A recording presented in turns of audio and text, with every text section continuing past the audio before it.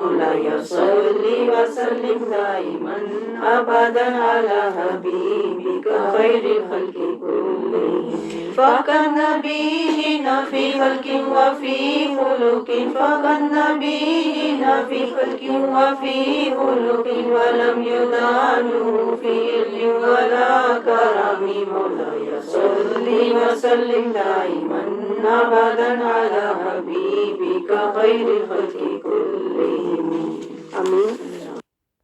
بسم اللہ الرحمن الرحیم. قرآن سے کچھ خیرات لے لیتے ہیں تاکہ ہماری زندگی کا سفر قرآنی ہو جائے، نورانی ہو جائے، ایمانی ہو جائے، روحانی ہو جائے، رحمانی ہو جائے. اس نیت کے ساتھ چند کلمات آپ کی نصیحت کے لیے، ہدایت کے لیے، اللہ رب العزت کا پیغام پہنچانے کے لیے عرض کرنا چاہ رہی تھی. جو صورت ہم نے پڑھی ہے ابھی، اسی صورت کی ایک آیت میرے دل کو لگی. اللہ کرے یہ دل کو لگ جائے اور ہماری زندگی کی راہ بن جائے. آپ بھی اس آیت مبارکہ پر غور کیجئے، کیونکہ قرآن کی ہر آیت میں ہمارے لیے کوئی نہ کوئی نصیحت، کوئی نہ کوئی ہدایت اور حکمت کی بات ہوتی ہے. اسی لیے اللہ تعالیٰ نے دیکھیں فرمایا ہے کہ اس قرآن میں تدبر کرو، سوچو، غور و فکر کرو. اور اسی لیے اللہ رب العزت نے ہمیں دماغ دیا، دل دیا، صلاحیتیں دی، قابلیتیں دی کہ ہم قرآن میں سوچیں، سمجھیں، غور کریں اور قرآن سے تزکیہ اور ہدایت لیں اور اپنی اصلاح کریں اور پھر قرآن کے راستے پر چلنے والے بن جائیں.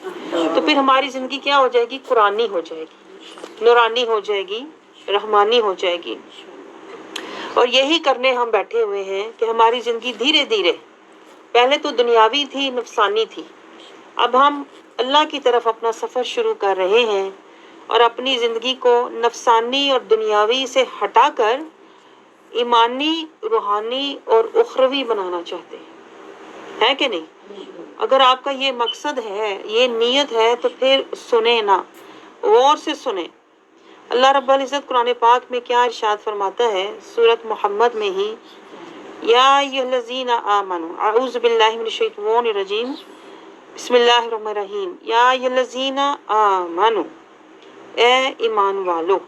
اللہ کا بہت واضح پیغام ہے اور آپ اس کو کہتے ہیں نا، واضح پیغام کو کان کھول کر سنو. اس واضح پیغام کو دل کے کانوں سے سنو، روح کے کانوں سے سنو. آپ سمجھ رہے ہیں؟ جیسے ہم دنیا کی مطلب کی باتیں، فائدے کی باتیں کتنی جلدی سنتے ہیں، حالانکہ وہ دنیا کا وقتی فائدہ ہوتا ہے. آپ سمجھ رہے ہیں؟ اللہ رب العزت جب ہم سے کلام کرتا ہے تو وہ دائمی، ابدی اور اخروی فائدے کی بات کر رہا ہوتا ہے. آپ سمجھ رہے ہیں؟ تو اس لیے جو دائمی فائدہ ہے، جو اخروی فائدہ ہے، اس کی بات ہمیں زیادہ توجہ اور زیادہ محبت اور زیادہ غور سے سننی چاہیے. لیکن ہم الٹ ہیں. اللہ کی بات کو سن کے نظر انداز کر دیتے ہیں اور دنیا کی باتوں پر غور و فکر کرتے رہتے ہیں. یہی تو شیطان ہے.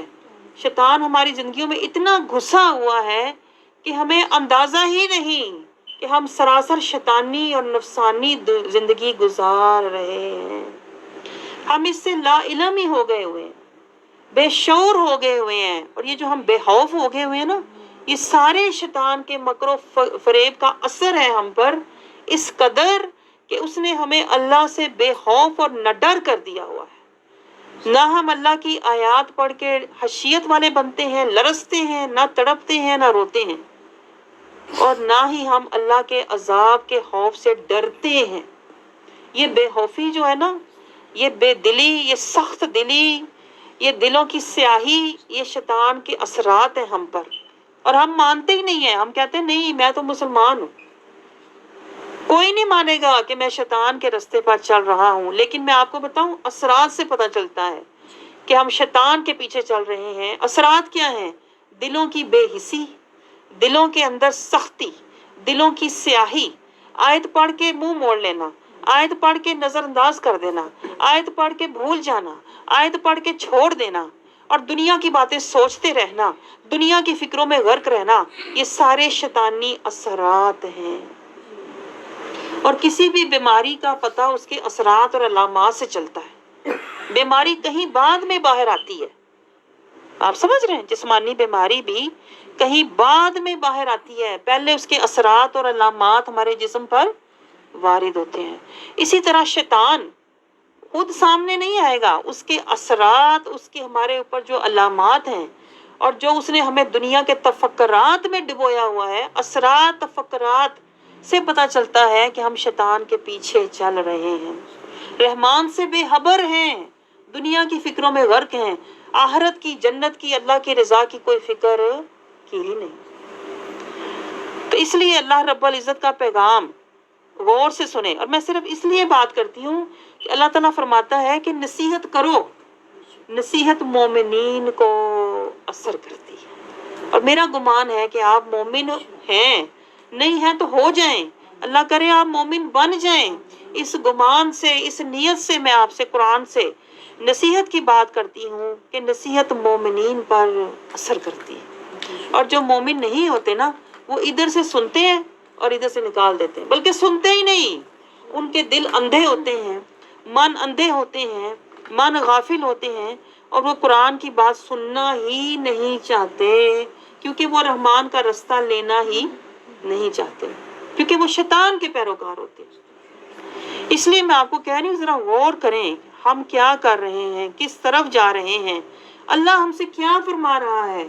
अल्लाह वाज़ेह हुक्म दे रहा है, क्या, ए या लजीना आमनु, ए ईमान वालो, इन तंसुरुल्लाह, अगर तुम अल्लाह की मदद करोगे, अगर तुम अल्लाह की मदद करोगे, अल्लाह की मदद करो, यंसुरकुम, तो वो तुम्हारी मदद करेगा। आप जरा गौर करें अल्फाज क्या हैं, इन तंसुरुल्लाह, अगर तुम अल्लाह की मदद करोगे। आप सोचें अल्लाह किसी मदद का मोहताज नहीं है, तो किस मदद की अल्लाह बात कर रहा है, कौन सी मदद, तो इसके लिए गहराई में जाना पड़ेगा। अल्लाह ताला ने हमें शुरू में समझा दिया सूरत अल बकरा में कि वाला नबलुवन्नकुम, मैं तुम्हें आजमाऊंगा, तुम्हारी जिंदगी आजमाइश है, 5 आजमाइशें तुम पर आएंगी, कौन सी, खौफ की, भूख की, जान की, माल की, औलाद की, मदद की जरूरत तुम्हें पड़ेगी। अल्लाह हमें समझा रहा है, क्योंकि आजमाइशें तुम पर आनी हैं, आजमाइशों से, तकलीफों से तुमने गुजरना है। तो फिर क्या, तुम क्या करना, आजमाइशें और तकलीफें आए तो उन आजमाइशों और तकलीफों में घिर के रोना नहीं, ना उनमें डूब के मायूस हो जाना, ना गफलत का शिकार होना, ना जहालत का शिकार होना, ना जुल्मत का शिकार होना, ना मुनाफकत का शिकार होना। क्या करना, या लजीना आमन, ईमान वाले बनना। सबसे पहले ईमान की फिक्र करना, यानी जुल्मत से निकलो। आज हम गोडे गोडे जुल्मत में डूबे हुए हैं। मैं आपको बताऊं, इस जुल्मत की वजह से हमारे दिल सख्त हो गए हुए हैं। ये जो आयतें पढ़ के हमारे ऊपर लर्जा तारी नहीं होता ना, आयतें पढ़ के हमारे ऊपर कपक भी तारी नहीं होती, खशियत तारी नहीं होती, रोना नहीं आता ना, ये जुल्मत की निशानी है। और हम बैठे मुसलमान बने खुश अपने आप को समझ रहे हैं, मैं तो नमाजी हूँ, मैं हाजी हूँ, मैं जन्नत में जाऊंगा। मैं आपको बताऊं गहरी बात, अल्लाह दिलों का हाल देखता है। अगर दिल सख्त है, स्याह है, अंधा है, मुर्दा है, तो अल्लाह फिर तुम्हारे अमाल को देखेगा भी नहीं। अल्लाह कहता है मुझे तुमसे क्या चाहिए, अल्लाह ने ये नहीं कहा ढेरों ढेर अमल लेके आना, कहीं नहीं कुरान पाक में। एक चीज अल्लाह ने मांगी है, वजा बिकल्बे सलीम, मेरे पास आओ तो कल्बे सलीम लेकर आओ। और हम इतने गाफिल लोग हैं, हमें तो कल्ब का पता ही नहीं, सिरे से कल्ब के हाल की खबर ही नहीं। ना कभी हमने अपने अंदर झांका, ना देखा, ना रूहानियत, ईमानियत, नूरानियत का कुरानी सफर किया। हम बैठे सिर्फ नमाजें पढ़ के खुश हो रहे हैं। यही तो गफलत है जो शैतान ने और नफ्स ने हमारे ऊपर तारी की हुई है। तो गफलत की निशानी क्या होती है कि कुरान पढ़ के ना तदब्बर करना, ना तफक्कर करना, ना कुरान से तज़किया और हिदायत लेना, बस पढ़ के छोड़ देना। अब आप सोचें क्या हम गफलत में हैं कि नहीं। मैं आपको बताऊं, اگر آپ اپنا حال کبھی دیکھ لینا تو آپ دن رات روتے رہیں. میں آپ کو حقیقت بتا رہی ہوں. ہم تو یہ مانگ رہے ہیں نا، یہ مانگو وہ مانگو، پہلے اپنے حالت دیکھو، پہلے من کا اپنا حال دیکھو. من کا حال دیکھو نا تو زبان کھولنے کے قابل نہیں، نظر اٹھنے کے قابل نہیں، ہاتھ پھیلانے کے قابل نہیں. جو ہماری حالت ہے نا اتنی گئی گزری ہو چکی ہے. اسی لیے دیکھیں آپ دنیا میں مسلمانوں پہ زلزلے آتے ہیں کہ نہیں، سیلاب آتے ہیں. کیسے صفحہ ہستی سے اللہ مٹا دیتا ہے لوگوں کو. کیوں؟ غفلت گوڈے گوڈے، جہالت اتنی چھائی ہوئی ہے. قرآن سے ہم غافل ہیں.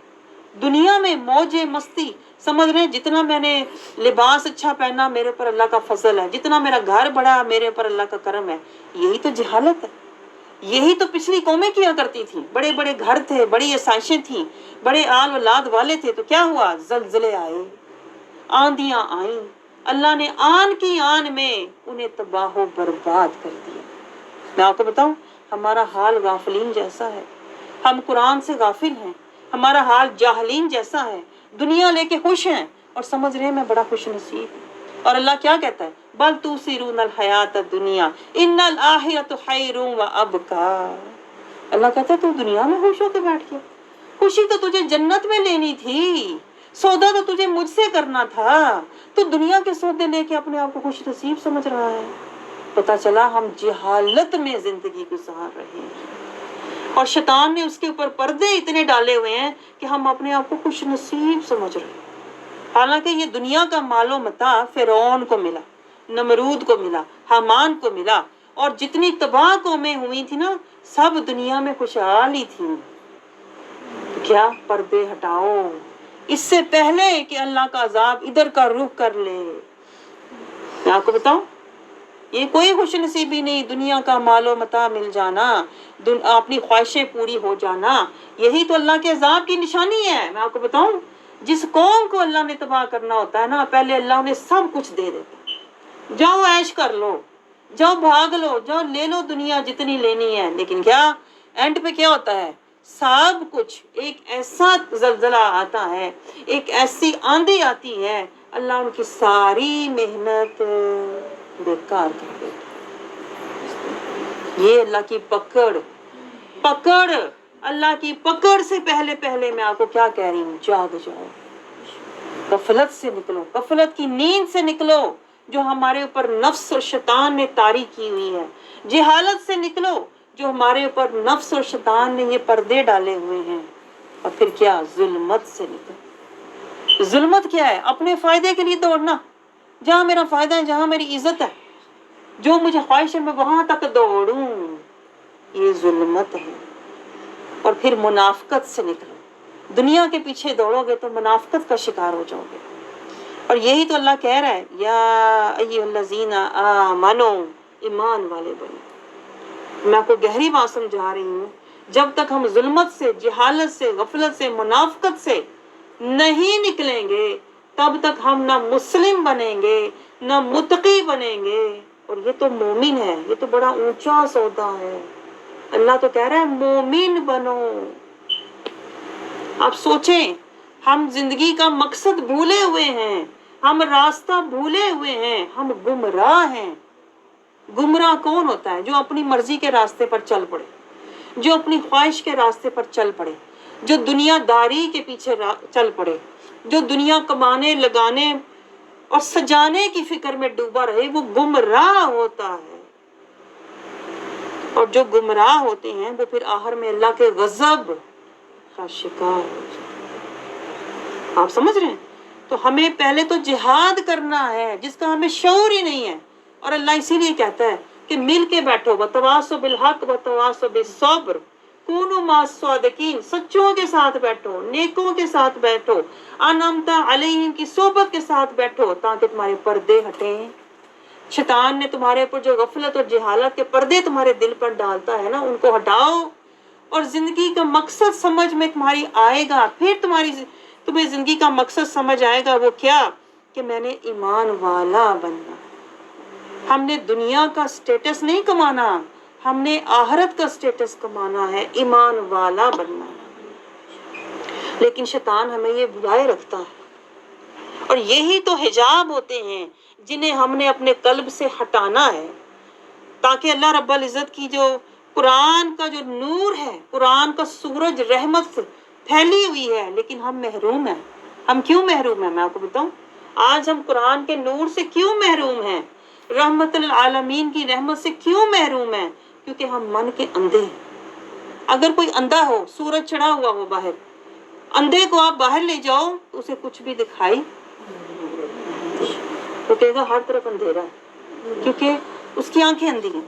اسی طرح جس کا من اندھا ہوتا ہے، غفلت، جہالت، ظلمت اور منافقت کی وجہ سے جس کا من اندھا ہوتا ہے، اسے نہ نور ملتا ہے، نہ ہدایت ملتی ہے، نہ رحمت ملتی ہے، نہ برکت ملتی ہے، نہ عزت ملتی ہے، نہ اللہ کی مدد ملتی ہے۔ سوچیں ذرا، یہ غور کریں ذرا۔ اور اس آیت میں اللہ ہمیں یہی سمجھا رہا ہے، یا الذین آمنو، پہلے ایمان والے بنو، پھر کیا؟ ان تنصروا اللہ، پھر اللہ کی مدد کرو۔ پہلے اپنی مدد کرو، ایمان والے بنو، ظلمت، جہالت، غفلت، منافقت کے گڑھوں سے نکلو، زندگی صراط المستقیم پر لے کر آؤ، انعمت علیہم کی صحبت میں بیٹھو، پہلے اپنی مدد کرو۔ اور اس کے بعد کیا؟ ان تنصر اللہ، اللہ کی مدد کرو۔ اللہ کی مدد کیا؟ اللہ کے احکامات کو لاگو کرو، اللہ کی حدود میں رہو، دوسروں کو بھی اللہ کی طرف بلاؤ، اللہ کی آیات سمجھاؤ، تواصوا بالحق و تواصوا بالصبر کرو۔ تو پھر کیا ہوگا؟ جب تم اللہ کی اپنی مدد کرو گے اور آپ اللہ کی مدد کرو گے، اللہ کا دین کی مدد کرو گے، اللہ کے احکام کو لوگوں کو سمجھاؤ گے، تو پھر کیا ہوگا؟ ینصرکم، اللہ تمہاری مدد۔ سوچیں ذرا گہری بات، اللہ کب مدد کرے گا؟ پہلے تم نفس کشی کرو، پھر تم ایمان والے بنو، پھر تم اللہ کے دین کی مدد کرو، اللہ کے احکام کو پھیلاؤ، اللہ کی حدود میں رہو، اللہ کی آیات کی پیروی کرو، پھر تو اللہ کی مدد آئے گی، پھر آئے گی۔ ہم تو کہتے ہیں راتوں رات آ جائے، بیٹھے بٹھائے آ جائے، ادھر میں کہوں اللہ مدد کر، ادھر میری مدد آ جائے۔ سوچیں آپ، بڑا کون ہے؟ اللہ کیا آپ بڑے ہیں؟ بڑا اللہ ہے، تو پھر آپ کیوں بڑے بن کے بیٹھے ہوئے ہیں؟ آپ کیوں نہیں اللہ کی مانتے؟ کیوں نہیں جھکتے اللہ کے آگے؟ کیوں نہیں اللہ کے احکام اور حدود میں زندگی گزارتے؟ کیوں نہیں اللہ کی آیات کی پیروی کرتے؟ کیوں نہیں آپ اللہ کی مدد کے قابل ہوتے؟ کیوں نہیں ہیں؟ دیکھیں، یہی تو دکھ کی بات ہے، یہی تو شیطان کا مکر ہے۔ نہ وہ ہمیں اللہ کے راستے پر، حدود میں، صراط المستقیم پر چلنے دیتا ہے، نہ ہمیں نفس کشی کرنے دیتا ہے۔ بس بیٹھے بٹھائے کہتا ہے اللہ کی مدد مانگ، تیرے اوپر اللہ کی مدد بارش کی طرح برس جائے۔ پہلے اللہ کے احکام، حدود، اللہ کی حدود اور اللہ کی آیات کے مطابق زندگی گزارو گے، پھر اللہ کا وعدہ ہے، اللہ کا وعدہ تب پورا ہوگا کہ میں تمہاری مدد کروں گا۔ اور ہمیں تو اللہ کی قدم قدم پہ ضرورت ہے مدد کی، ہے کہ نہیں؟ کیوں؟ آزمائشیں آئیں گی۔ اب سوچیں، اب اس بات کو یہاں رکھیں، ہمیں مدد کی ضرورت کب پڑے گی؟ خوف کی آزمائش، بھوک کی آزمائش، جان کی آزمائش، مال کی آزمائش، اولاد کی آزمائش۔ پتہ چلا ہمیں قدم قدم اللہ کی مدد کی ضرورت ہے۔ تو اللہ نے رستہ سمجھا دیا اس آیت میں، میری مدد کے تم ہو تو طالب، لیکن ملے گی تب جب تم اس مرتبے پر، اس مقام پر، اس حد پر پہنچو گے، تب میری مدد تمہارے پاس آئے گی۔ لیکن شیطان ہمیں بلاتا ہے، وہ کہتا ہے تو نے یہ آیت پڑھ لی، یہ سورت پڑھ لی، تیرے اوپر مدد اللہ کی نہیں آئی، تجھے اللہ نے بھی کچھ نہیں دینا۔ اس طرح شیطان مکر کھیلتا ہے، یعنی اللہ کی بتائی ہوئی ترکیب اور ترتیب دونوں کو بدل دیتا ہے۔ یہ فساد ہے، اس کو فساد کہتے ہیں۔ اس طرح شیطان ہماری زندگیوں میں، ہمارے دلوں میں، ہمارے ذہنوں میں، ہمارے گھروں میں فساد کرتا ہے، اور ہمیں اس کی کچھ بھی خبر نہیں۔ اور ہم چلے میلاد کرنے ہیں۔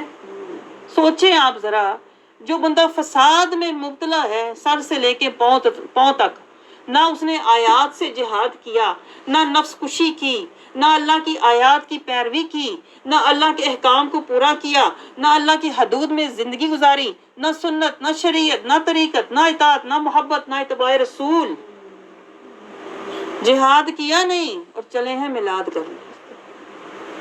میں آپ کو بتاؤں ایسے لوگ سراپا فساد ہوتے ہیں، جو خود سراپا فساد ہے، جس نے جہاد نہیں کیا اس نے میلاد کیا کرنا؟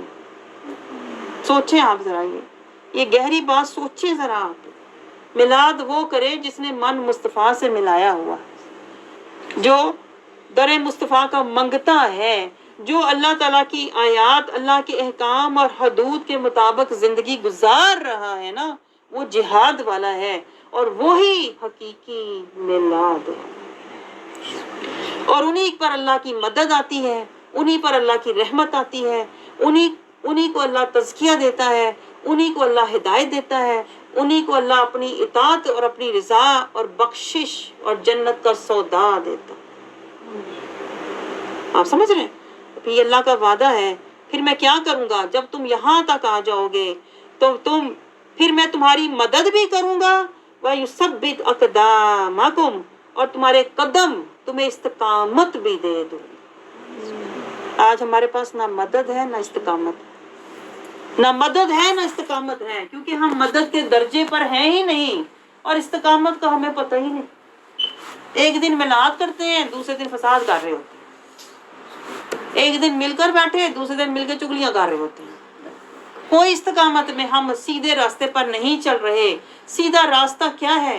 ادائے مصطفیٰ، ثنائے مصطفیٰ، رضائے مصطفیٰ، اتباع مصطفیٰ، وفائے مصطفیٰ اور پیروی مصطفیٰ۔ یہ سیدھا راستہ ہے۔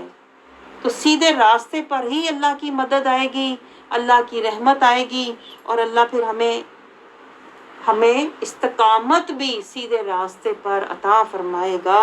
لیکن یہ تبھی ہوگا جب ہم پہلے اللہ کی مانیں گے۔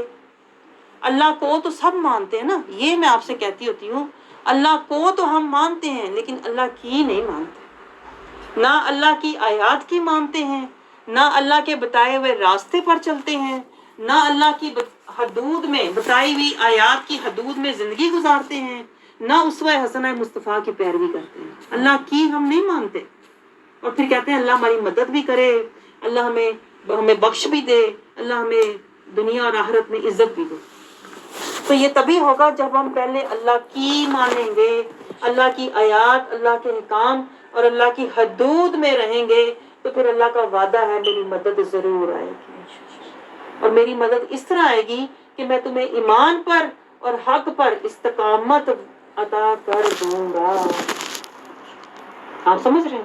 اللہ رب العزت ہمارے دلوں پر پڑے ہوئے غفلت کے پردے ہٹائے، اور اللہ ہمیں اپنی مدد، اپنی رحمت اور میلاد کے قابل، اور یہ تبھی ہوگا جب ہم جہاد کریں گے، جہاد کرتے ہوئے آئیں گے، اور قرآن کی اور رسول اللہ کا اتباع کرتے ہوئے آئیں گے۔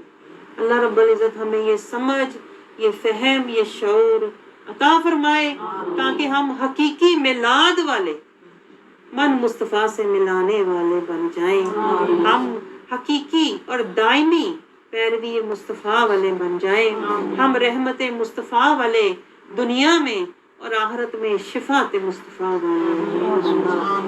آمین ثم آمین۔ وما علینا الا البلاغ المبین۔